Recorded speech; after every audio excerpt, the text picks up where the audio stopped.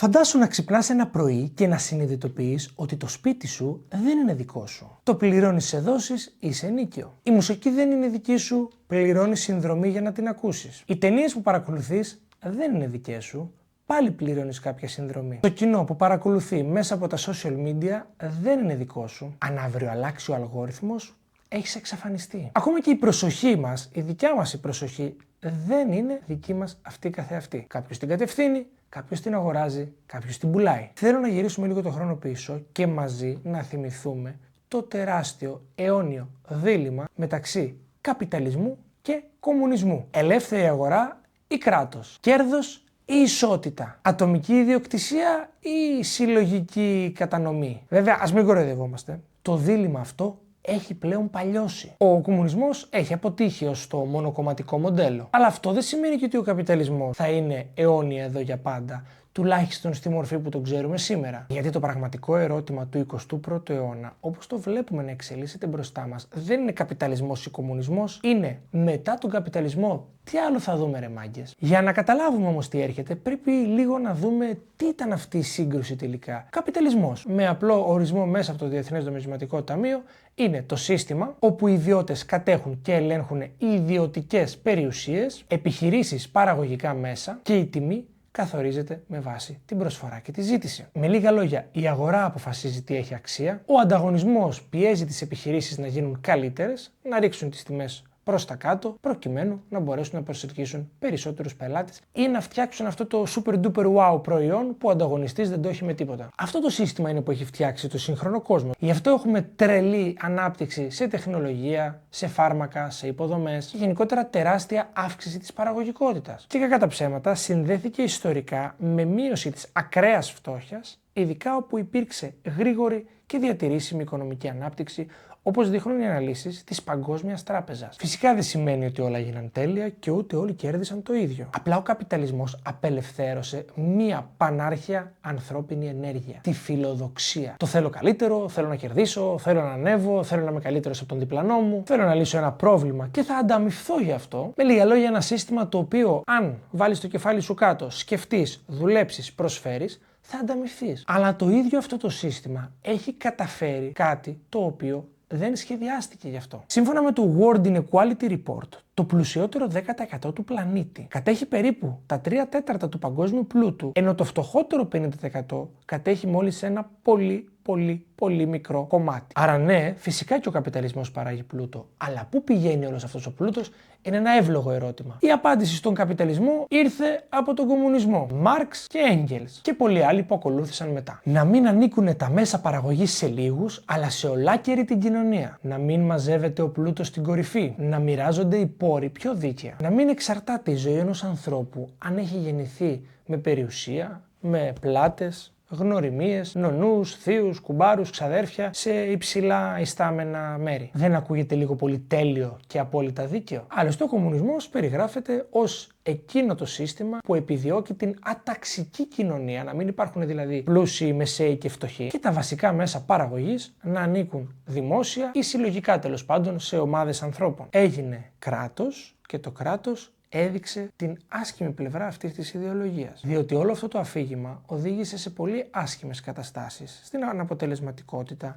την έλλειψη κινήτρων, τη γραφειοκρατία, τη διαφθορά και κυρίως στον αυταρχισμό. Γιατί για να μοιράσεις τα πάντα από το κέντρο, πρέπει πρώτα να ελέγχεις 100% αυτό το κέντρο. Ελέγχεις παραγωγές, τιμές, επιχειρήσεις, γη, εργασία, πληροφορία, πολιτική ζωή και ούτω καθεξής. Και εδώ μπαίνει ένα πολύ παλιό ρητό που είχε πει με το τέλος του Β' Παγκοσμίου Πολέμου ο Φρίντριχ Χάεκ, ότι η οικονομία δεν είναι σαν ένα πίνακα ζωγραφικής που βλέπει κάποιος από πάνω. Είναι γνώση διασκορπισμένη σε εκατομμύρια ανθρώπους, επιχειρήσεις, ανάγκες, τιμές, τοπικές πληροφορίες και καθημερινές αποφάσεις. Και οι τιμές αυτές λειτουργούν σαν ένα μηχανισμό ο οποίος θα συντονίσει λίγο έως πολύ όλη αυτή τη διασκορπισμένη γνώση. Με απλά λόγια, κανένας supreme leader, κανένα υπουργείο, κανένας αρχιμάγιστρος του κράτους δεν μπορεί να ξέρει καλύτερα από ότι εκατομμύρια άνθρωποι σε μια συγκεκριμένη χρονική στιγμή πόσα θα έδιναν για ένα συγκεκριμένο προϊόν ή μια συγκεκριμένη υπηρεσία. Και όταν ένα κράτος προσπαθεί να ελέγξει όλη αυτή την ζωντανή πληροφορία με εντολές, τότε αρχίζει μεγάλο μποτιλιάρισμα. Λάθη στην παραγωγή, λάθος στις τιμές, στις ποσότητες, στα κίνητρα. Διότι όταν ένα κόμμα, φίλες και φίλοι, ή ένα κράτος αποκτά τόσο μεγάλη οικονομική εξουσία, αργά ή γρήγορα θα αποκτήσει και απόλυτη πολιτική εξουσία και χωρίς τα αντίβαρα, χωρίς ελεύθερες εκλογές, χωρίς ανεξάρτητους θεσμούς, χωρίς ελευθερία του λόγου, αυτή η εξουσία δεν περιορίζεται, ούτε από μόνη της αυτοπεριορίζεται. Θα απλωθεί, θα σκληρύνει και θα γίνει μια μηχανή επιβολής. Και επειδή υπάρχει και το αφήγημα, για να κλείσω το ιστορικό κομμάτι, ότι ο κομμουνισμός μας λέει δεν εφαρμόστηκε μωρέ ποτέ σωστά, δώστε μας άλλη μια ευκαιρία. Δεν εφαρμόστηκε ποτέ σωστά, μάλλον γιατί απαιτούσε κάτι ίσως εξαιρετικά επικίνδυνο. Να δώσεις υπερβολική δύναμη σε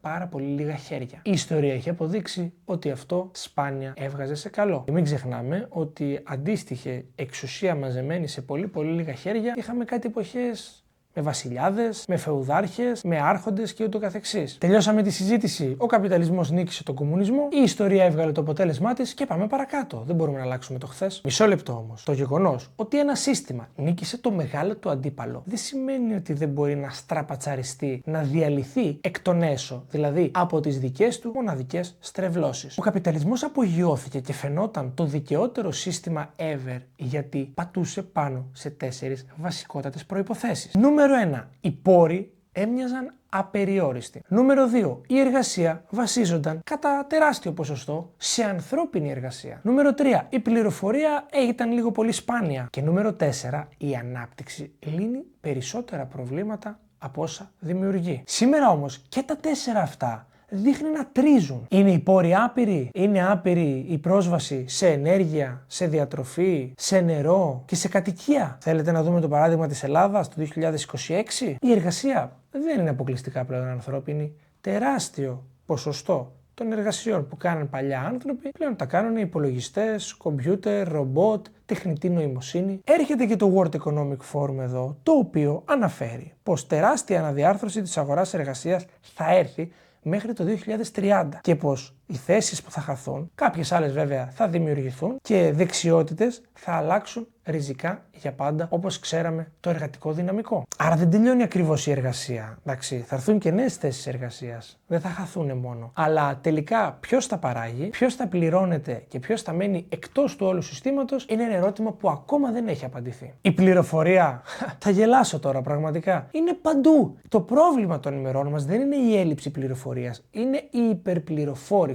Μας πυροβολάει από παντού. Πνιγόμαστε στο θόρυβο, στην άποψη του καθενός, στην προπαγάνδα και δυστυχώς πλέον η ανάπτυξη δεν είναι πάντα η λύση. Το ΑΕΠ ανεβαίνει, αλλά ο εργαζόμενος πάρα πολλές φορές νιώθει φτωχότερος. Γιατί μια χαρά προχωράει η τεχνολογία, αλλά μια χαρά απλησίαστα είναι και τα ενοίκια και τα κόστη για να αγοράσει ένα νέο ζευγάρι, ένα σπίτι για να στεγάσει το αύριό του. Οι εταιρείες, ρεκόρ, το ένα μετά το άλλο τζίρου και κερδοφορίας. Όμως οι άνθρωποι συνεχίζουν να νιώθουν ότι πριν λίγα χρόνια με το ίδιο εισόδημα αγόραζαν περισσότερα πράγματα στο σούπερ μάρκετ, πήγαιναν περισσότερες βόλτες με το αμάξι από ότι με τα ίδια λεφτά σήμερα. Θέλω να καταλάβεις πάρα πολύ καλά γιατί κάποτε δούλευε ο καπιταλισμός και σήμερα μπορεί να μην δουλεύει. Βάλτε όλα πάνω σε έναν κύκλο. Άνθρωποι δουλεύουν, πληρώνονται, καταναλώνουν, οι επιχειρήσεις κερδίζουν από την κατανάλωση προϊόντων και υπηρεσιών, επενδύουν σε ανθρώπινο δυναμικό αλλά και σε προϊόντα και υπηρεσίες καινούργια, πιο σύγχρονα, καλύτερα από τον ανταγωνιστή τους, προσλαμβάνουν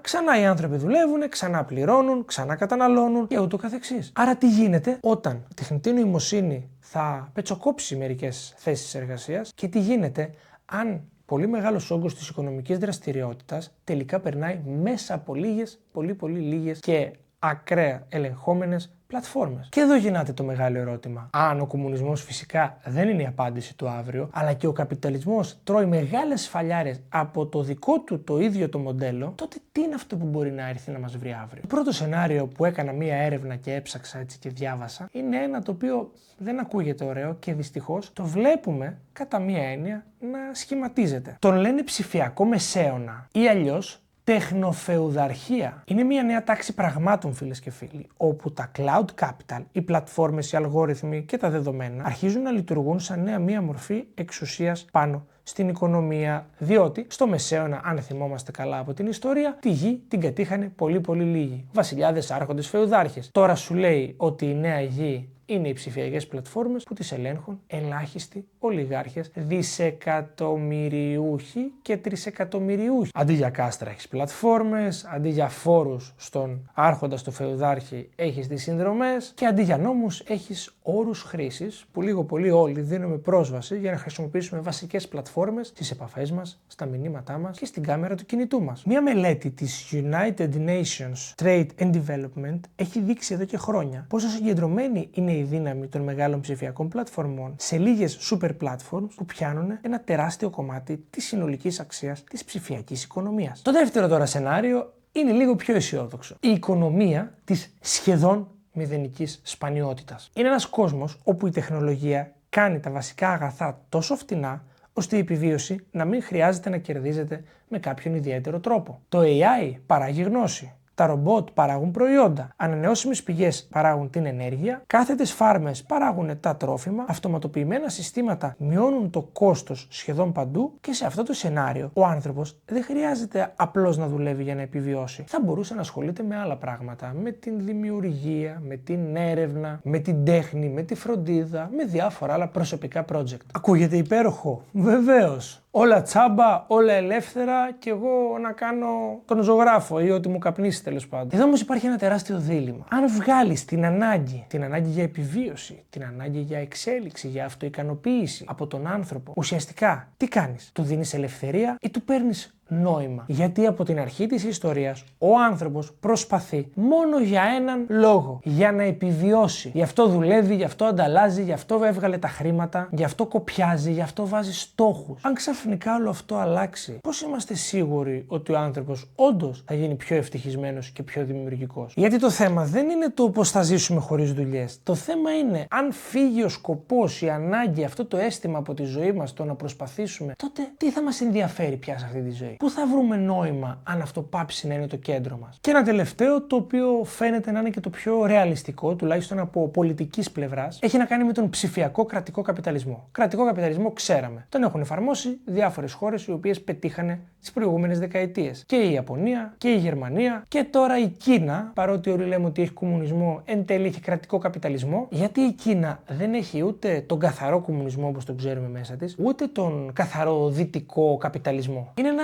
υβριδικό μοντέλο και εδώ είναι το ενδιαφέρον αυτής της χώρας, το οποίο υπάρχουν αγορές, ιδιωτικές εταιρείες, ανταγωνισμός και καινοτομία, αλλά το κράτος και το κόμμα κρατούν τον στρατηγικό έλεγχο. Η Κίνα και ο Xi Jinping έχουν δημιουργήσει ένα party state capitalism, θα μπορούσαμε να το πούμε, το οποίο προσπαθεί να συνδυάσει και πολιτικό έλεγχο και οικονομική αποτελεσματικότητα. Γιατί η λογική στην Κίνα αυτή τη στιγμή και με αυτό το μοντέλο είναι ότι αφήνουμε τις εταιρείες να ανταγωνίζονται, να καινοτομούν και να παράγουν πλούτο, αλλά το κράτος θα αποφασίσει τη στρατηγική κατεύθυνση. Πού θα επενδύσουμε, πού θα πάνε τα εθνικά κονδύλια, στρατηγικά, σε ποιους κλάδους θα αναπτυχθούμε ως χώρα για να εξάγουμε, πώς χρησιμοποιούνται τα δεδομένα, ποια τεχνολογία θεωρείται κρίσιμη. Τεχνητή νοημοσύνη, chips, υποδομές, πράσινη ενέργεια. Γιατί φίλες και φίλοι, όταν η Δύση συζητά, η Κίνα εκτελεί. Και όταν οι αγορές διστάζουν, το κράτος κατευθύνει. Όταν χρειάζεται μια βιομηχανική πολιτική, δεν περιμένουν τα όρατα χέρια του Άνταμ Σμιθ, άρα το κράτος διατάζει. Φυσικά υπάρχει και η αντίπερα οχθή, αυτή η οποία αγχώνεται για το γεγονός ότι το κράτος, αν ελέγχει υπερβολικά την οικονομία, την τεχνολογία και τα δεδομένα, πού σταματάει η στρατηγική και πού αρχίζει η επιτήρηση, πού αρχίζει η εθνική ασφάλεια και πού τελειώνει. Και πού αρχίζει και τελειώνει η ελευθερία του πολίτη. Η Δύση φοβάται τις εταιρείες οι οποίες έχουν φτάσει και έχουν ετήσιους τζίρους μεγαλύτερους από τα ετήσια ΑΕΠ κρατών, και η Κίνα φοβάται τις εταιρείες τις οποίες δεν θα ελέγχει το κράτος, το κόμμα. Και ο πολίτης είναι στη μέση και ο καημένος πρέπει να αποφασίσει ποιος θα κάνει κουμάντο στη ζωή του. Οι αγορές και οι καπιταλιστές, τα πολύ ισχυρά κράτη ή οι πλατφόρμες τις οποίες παντού πληρώνει συνδρομή. Μη γνωρίζοντας κιόλας ποιος είναι ο πραγματικός ιδιοκτήτης τους. Φυσικά στο τέλος της ημέρας μπορεί να μην γίνει τίποτα. Μπορεί να τα αφήσουμε όλα στην τύχη. Μπορεί να συνεχίσουμε να πηγαίνουμε όπως πάμε, οι ανισότητες να αμβλύνονται, η μιζέρια και η κοινωνία να συνεχίσει να παθαίνει όλα αυτά τα οποία βλέπουμε καθημερινά στις ειδήσεις μας και στο τέλος απλά το οικονομικό σύστημα θα καταρρεύσει. Γιατί κάποια στιγμή το σύστημα αντί να αντιδρά οργανωμένα σπάει άτακτα. Και γιατί, φίλες και φίλοι, τα οικονομικά συστήματα δεν είναι οικονομικές θεωρίες σε βιβλία του πανεπιστημίου, στον τρίτο όροφο. Είναι ο τρόπος που αγοράζεις φαγητό, είναι ο τρόπος που κινείσαι, είναι ο τρόπος που πληρώνεις το σπίτι, βρίσκεις δουλειά, μεγαλώνεις τα παιδιά σου, νιώθεις ασφάλεια ή ανασφάλεια. Γι' αυτό και λέμε ότι οι κρίσεις που βιώνουμε τη σήμερον ημέρα είναι πολιτική. Έχουμε πολύ γελίους ηγέτες σε χώρες κλειδιά. Έχουμε μεγάλο θέμα με την κοινωνική κρίση και τα πρότυπα. Βλέπουμε την νεολαία από το κακό στο χειρότερο. Και τελικά έχουμε και μια τεράστια κρίση εμπιστοσύνης. Δεν ξέρουμε ποιον να εμπιστευτούμε. Έρχονται οι εκλογές όταν με το καλό έρθουν και δεν ξέρουμε ποιον να πάμε να ψηφίσουμε. Δεν ξέρουμε ποιος θα κάνει το κοινό καλό. Άρα θα καταλήξουμε πάλι να ψηφίσουμε απλά με προσωπικό συμφέρον και κριτήριο. Ο καπιταλισμός πέτυχε κάποτε γιατί απελευθέρωσε, όπως είχαμε πει και στην αρχή του βίντεο, την ανθρώπινη φιλοδοξία. Αλλά ο σημερινός καπιταλισμός δεν μπορεί να ανταπεξέλθει και δεν του φταίει κανένας κομμουνισμός. Του φταίει μόνο ο ίδιος του εαυτός που από την υπερπαραγωγή και από το κυνήγι των υπερκερδών δημιούργησε τεχνητή νοημοσύνη, δημιούργησε αυτοματοποίηση, πλατφόρμες, συγκέντρωση πλούτου, περιβαλλοντικά όρια. Και όσο και να μεγάλωσε η οικονομία, αυτό δεν ήρθε σε αντίστοιχεια με την ανάπτυξη, την προσωπική των ανθρώπων του σήμερα. Άρα το ερώτημα που θέτουμε πλέον, αφήνουμε πίσω το καπιταλισμός ή κομμουνισμός, το ερώτημα που θέτουμε πλέον για τον 21ο αιώνα, που ήδη έχουμε διανύσει το 1/4 του, είναι το εξής. Αν θα χρησιμοποιήσουμε την τεχνολογία που με κόπο φτιάξαμε για να δημιουργήσουμε έναν ελεύθερο και δίκαιο κόσμο, ή θα ξυπνήσουμε σε ένα ψηφιακό μεσαίωνα όπου δεν θα κατέχουμε τίποτα, θα πληρώνουμε για πρόσβαση με συνδρομές στα πάντα. Οι αλγόριθμοι θα αποφασίζουν ποιος φαίνεται, ποιος πάει μπροστά, ποιος ευημερεί, ποιος επιβιώνει, ποιος πεθαίνει στην τελική. Αυτό ήταν, φίλες και φίλοι, και για σήμερα το βίντεο εδώ στο κανάλι Νίκος Έλληνας. Σας ευχαριστώ πάρα πολύ που μείνατε μαζί μέχρι το τέλος να παρακολουθήσετε. Φυσικά λατρεύω και θέλω τη συμμετοχή σας κάτω στα σχόλια με προτάσεις, παρεμβάσεις, απορίες, like και subscribe στο κανάλι για να μεγαλώσουμε την κοινότητά μας και μέχρι το επόμενο σας ευχαριστώ πάρα πολύ. Καλή συνέχεια.